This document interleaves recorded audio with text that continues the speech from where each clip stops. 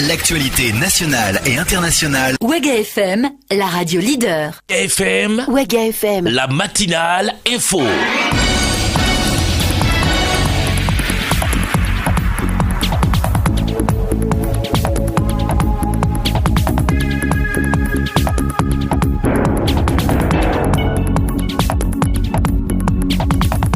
Mesdames, Messieurs, bonjour à tous. Vous écoutez la radio Ouaga FM 105.2 à Ouagadougou, 101.1 à Bobo-Dioulasso, sur le 439 du bouquet Canal+, et sur l'ensemble du réseau de nos radios partenaires. Bienvenue à l'écoute de la matinale info. À la une de cette édition de ce mardi, insécurité au Burkina Faso. Certaines écoles sont fermées dans la région du Sahel, précisément dans la province du Soum. On en parle dès le début de ce journal sur la radio. Et toujours en rapport avec l'insécurité dans la région du Sahel, vous entendrez dans ce journal le colonel Jean-Pierre Bayala, officier de gendarmerie à la retraite. Il est spécialiste des questions sécuritaires. En santé, un nouveau vaccin est officiellement introduit depuis hier dans le programme de vaccination au Burkina Faso. Il s'agit du Men-Afrivac contre la méningite. Le ministre de la Santé, Nicolas Mida, a procédé au lancement du dit vaccin. C'était hier au CSPS de Dassasgo, compte rendu à suivre dans ce journal. Également au menu de cette édition du sport ainsi que des nouvelles hors du Burkina Faso. Mesdames, Messieurs, bienvenue à l'écoute et toutes nos excuses pour le retard constaté au démarrage de cette édition du journal sur la radio de toutes les générations. Les infos sur Ouaga FM, présentation Paul-Miki Rwamba. Les infos sur Ouaga FM, l'actualité nationale. Je vous le disais à l'instant, dans la province du Soum, après les attaques terroristes du vendredi 3 mars dernier ayant coûté la vie à l'enseignant Salif Badini, de plus en plus de fonctionnaires, des enseignants notamment, quittent les écoles primaires pour se réfugier à Djibo ou dans d'autres localités, avons-nous appris de plusieurs sources concordantes. Les fermetures d'écoles font suite aux menaces que certains enseignants auraient reçues de la part d'individus armés non identifiés. Des sources indiquent qu'à Foubé, un village du San Matenga, mais très proche de Djibo, les enseignants auraient également plié bagages. Situation similaire dans les écoles des communes frontalières avec le Mali et dans les provinces du Loroum, du Yatenga et du Bam, qui auraient reçu la visite des hommes du prédicateur radical Ibrahim Malam Dicko.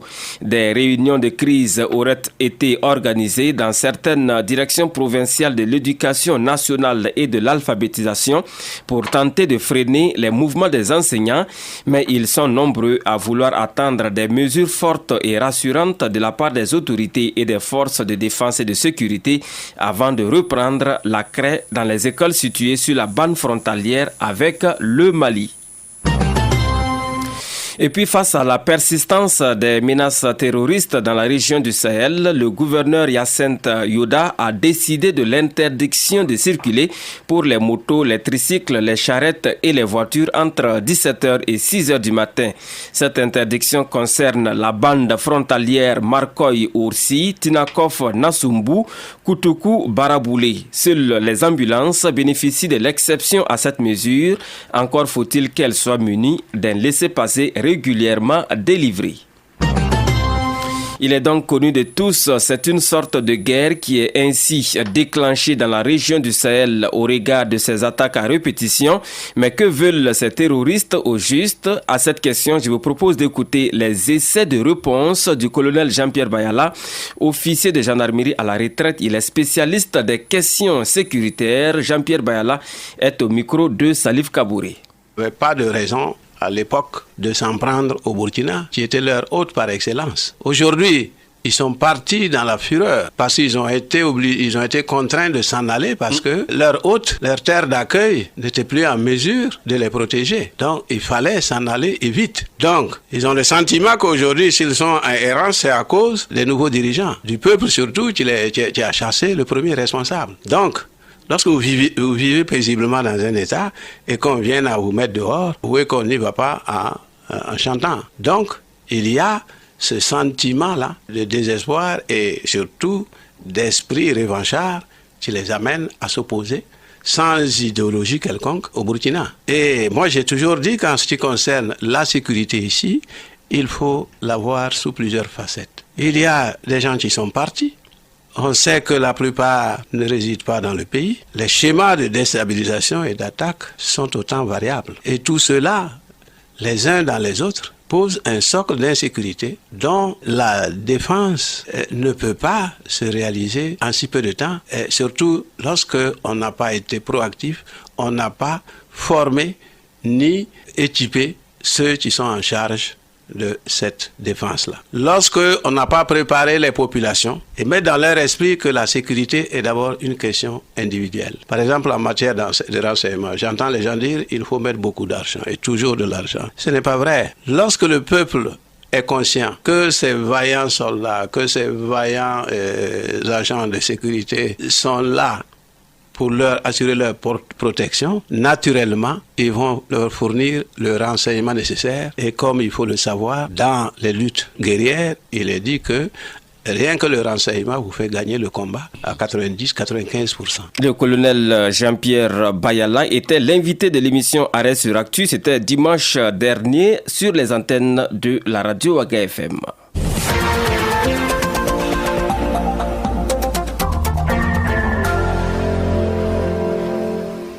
Un mot de politique dans cette édition du journal alors qu'il est 7h10 à Ouagadougou. Les élections municipales partielles et complémentaires se tiendront le 28 mai prochain dans certaines communes du Burkina Faso.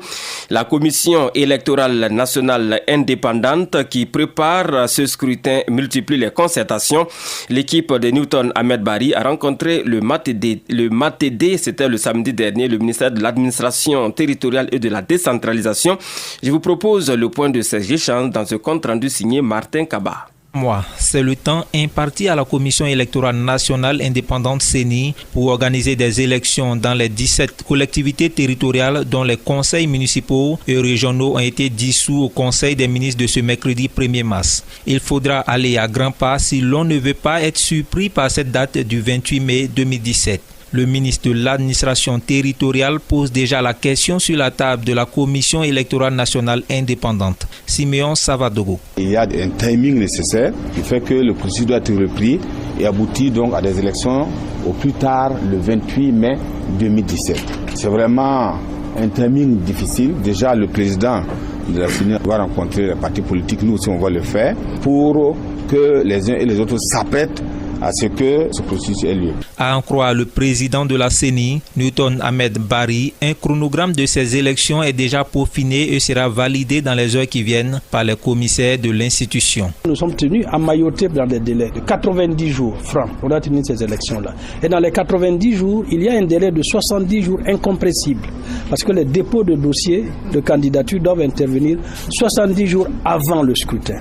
Donc il nous reste à peine 2 semaines pour commencer à réceptionner les dossiers. À noter que le corps électoral a été convoqué par le dit Conseil des ministres. Cette dissolution intervient suite aux difficultés qui ont émaillé les élections municipales du 22 mai 2016 dans certaines localités telles Béguédo et Bouroum-Bouroum. Elle s'explique également par les affrontements constatés à l'installation de plusieurs conseils municipaux, dont celui de Karangasso-Vigué. Un compte rendu signé Martin Kaba.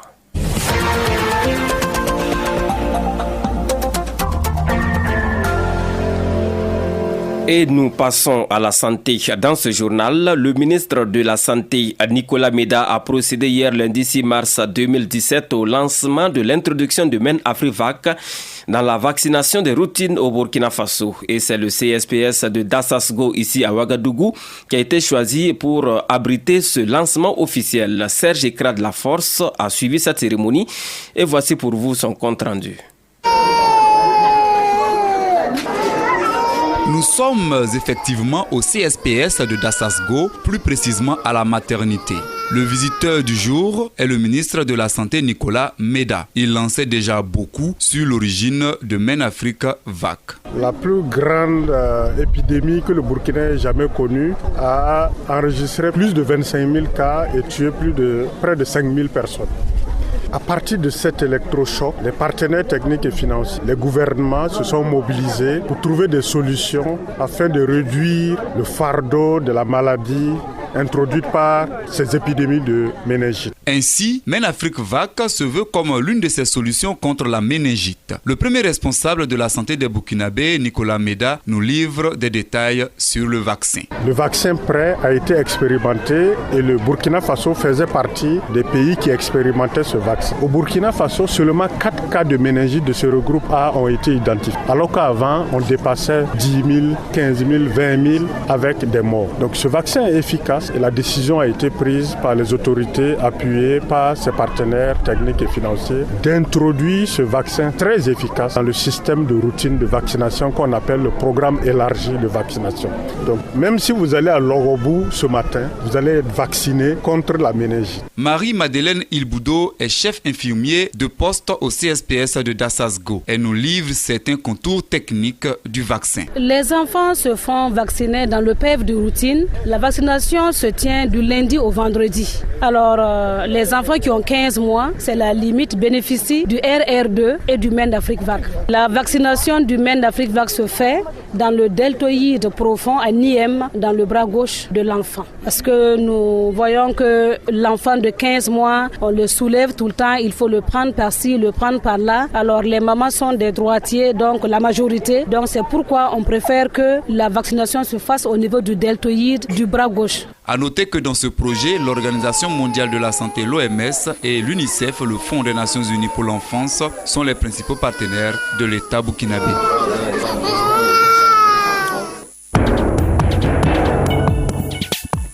Et puis le secrétariat permanent pour la gestion intégrée des ressources en eau, SPGIR, a organisé un atelier d'information et de formation des hommes de médias sur la gestion intégrée des ressources en eau afin de leur permettre de mieux participer à l'information et à la sensibilisation des populations sur les activités du plan national de gestion intégrée des ressources en eau. L'atelier s'est tenu du 28 février au 2 mars 2017 à Koudougou dans le Boulkemde. Notre reporter Gérard Sanou a pris part aux travaux et voici pour vous son compte rendu. L'eau, une ressource rare au Burkina Faso. La baisse de la pluviométrie, l'accroissement de la demande domestique et surtout l'écoulement des principaux cours d'eau vers les pays limitrophes du sud dû à l'inclinaison du territoire burkinabé et à côté de tous ces problèmes existentiels, l'action de l'homme qui ne favorise pas la bonne gestion des ressources en eau. C'est au regard de cette dernière situation que le SPGIR a invité les professionnels des médias à la table de discussion. Le secrétaire permanent pour la gestion intégrée des ressources en eau nous donne de plus amples explications. Moustapha Congo. La suite que nous attendons de cet atelier, c'est déjà que les hommes de médias et les jours à venir puissent en tout cas nous accompagner sur le terrain avec l'information, sensibilisation des acteurs en termes d'existence de textes réglementaires et en matière de gestion des ressources en eau, donc en termes de l'impact de leur activité sur les ressources en eau et de les amener à comprendre qu'ils doivent procéder autrement et d'avoir un comportement, donc en tout cas éco-citoyen. Aussi, le secrétaire permanent pour la gestion intégrée des ressources en eau affirme que la solution au problème d'eau s'inscrit dans la durée. Moustapha Congo. Avec la problématique des changements climatiques, je pense que la tendance n'est pas à la baisse. Donc, il y a une certaine constance et parce que en une année, le changement de comportement ne peut pas inverser la tendance. Et je me dis que la tendance sera presque la même. Maintenant, il va falloir que, et pour anticiper et pour inverser la tendance, il faut forcément que ce que nous avons inscrit et comme action en 2017 au niveau du plan du programme de gestion des ressources en eau là puisse être mise en œuvre. De nombreuses actions sont ainsi en cours pour la protection des ressources en eau et pour lutter efficacement contre la pollution au Burkina Faso. Parmi lesquelles actions, il a été institué une police de l'eau qui est un organe de surveillance et de répression. Un compte rendu signé Gérard Sanou qui était à Koudougou. Et puis le dialogue religieux et culturel au centre des réflexions entre acteurs religieux, culturels et politiques venus de plusieurs pays. C'était à l'occasion du symposium international de Ouagadougou sur le dialogue des religions et des cultures qui se tient du 3 au 7 mars 2017 ici à Ouagadougou. La cérémonie d'ouverture, placée sous la présidence du ministre en charge des Affaires étrangères Alpha Bari, a eu le vendredi dernier à Ouagadougou. Le compte rendu est de Martin Kaba.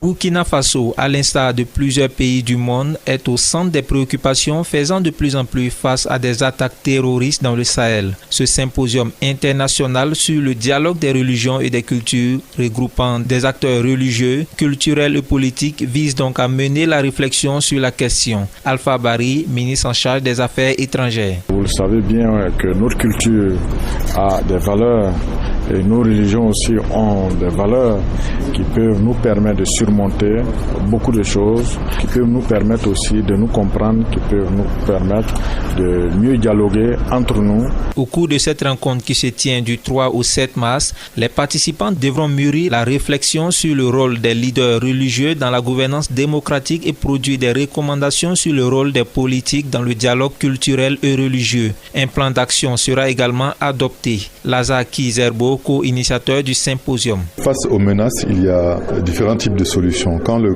conflit démarre, il y a des réponses qui relèvent de la sécurité et de la défense nationale. Il faut aussi travailler en amont, c'est-à-dire construire un socle citoyen basé sur le respect des diversités, le respect des différences, la cohabitation pacifique des différentes identités. Au cours de la cérémonie d'ouverture, un manifeste pour l'éducation à la paix a été signé. Il refléterait les aspirations des peuples et des États à la paix, à la sécurité humaine et à la reconstitution durable des économies africaines. Et puis la marque de bouillon culinaire Magie a organisé samedi dernier ici à Ouagadougou un concours d'art culinaire qui a mis en compétition une dizaine d'établissements scolaires de la ville de Ouagadougou. Au finish, c'est Kolgnaba qui a remporté le premier prix, nous rapporte Salif Kabouri. Kolgnaba qui a remporté ce concours d'art devant des lycées comme le Vénégré et autres, mais surtout face aux instituts tels IAM et LISIG. La marque Magie, à l'occasion de la journée de la femme, a saisi l'opportunité pour préparer l'avenir au foyer. Léonard Ewoubali est le directeur de notre business culinaire à Magie. On a une marque qui a pour puissance d'apporter le bonheur dans les familles à travers des moments joyeux, de bons moments autour des repas. Et nous sommes à la veille de la célébration de la Journée internationale des femmes. Il va sans dire que nous devons rappeler le rôle important que les femmes ont dans notre société. Le secret de Kolgnaba, avec la directrice de l'établissement, Sœur Françoise Nadambega. C'est un sentiment de joie et de satisfaction de voir que mes filles ont vraiment travaillé pour mériter la première place. C'est parce que c'est une école de filles, on les encourage à la maison à pouvoir savoir cuisiner. Sinon à l'école, on leur apprend aussi tout ce qui est nécessaire pour que la femme soit vraiment à sa place. 10 équipes étaient en compétition et ont émerveillé le public. Nous sommes impressionnés d'abord parce que si vous avez bien remarqué, pendant que nos 10 équipes étaient en compétition, il y avait beaucoup d'entretiens de l'assistance avec nos animateurs, notamment la nutritionniste. Et j'étais impressionné par déjà la connaissance que ces élèves-là ont su la nutrition et aussi les informations qu'elles ont sur nos produits. Kolgnaba a reçu 200 000 francs CFA composé de matériel de cuisine et en espèces. Un compte rendu signé Salif Kabouri.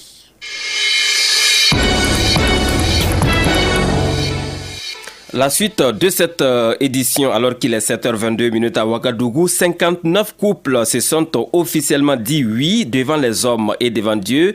C'était le samedi dernier à la mairie de l'arrondissement numéro 11 de la ville de Ouagadougou et c'était à l'occasion des mariages collectifs organisés par le conseil municipal de cette mairie.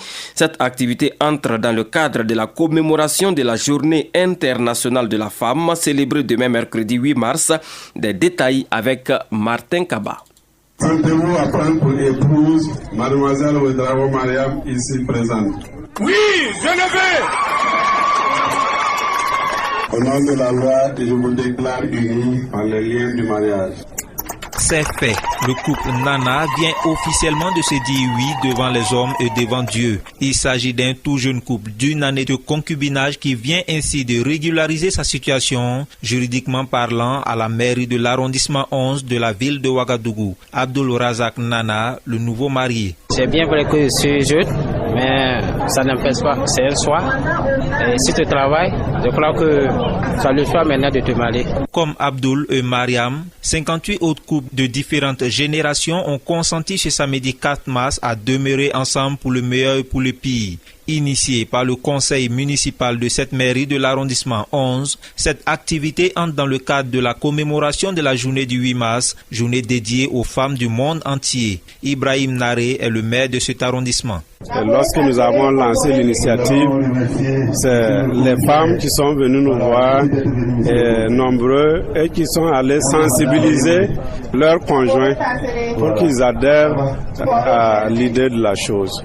Donc nous avons voulu en tout cas rendre cet hommage à la femme. Une occasion saisie par le maire Ibrahim Naré pour lever tout équivoque. Le mariage collectif a bel et bien une valeur pleinement juridique. Il est généralement initié pour venir en aide à ces nombreux couples qui ont des difficultés financières, préférant ainsi rester dans l'anonymat, et cela en dépit des risques que court la conjointe en cas de problème dans le foyer.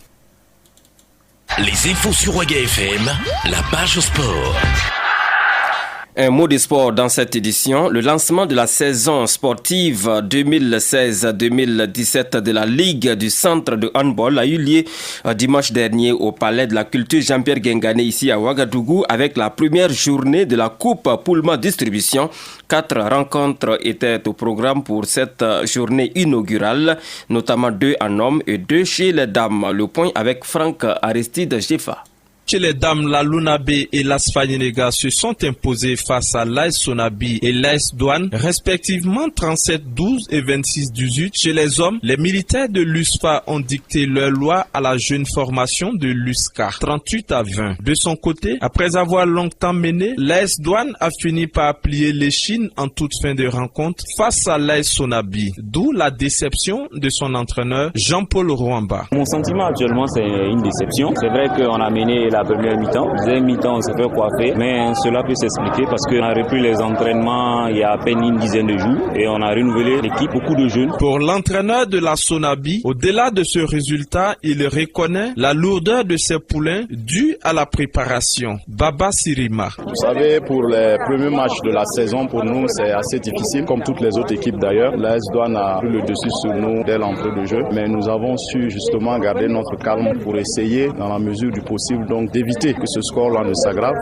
d'essayer d'avoir une meilleure structuration défensive. Ça nous a réussi vers la fin, on a pu récupérer des ballons, ça a payé cette organisation collective du jeu. Ça explique un peu aussi la victoire à la fin. Quant au secrétaire général de la Ligue du centre de handball, il espère que les automatismes prendront au fur et à mesure que les journées vont se suivre au cours de cette saison. Boukaré Tiendre Beogo. Comme c'est un début, je vous avoue que en tant que technicien, je peux dire que le niveau n'est pas en tout cas ça. C'est un niveau moyen et je comprends, c'est le début de la saison, les automatismes ne sont pas encore en place. Espérons qu'avec les journées à venir, les uns et les autres vont corriger les lacunes et nous faire avoir de belles prestations. Notons que la première journée du championnat national a lieu le week-end prochain et la deuxième journée de cette Coupe Poulma le 18 mars prochain.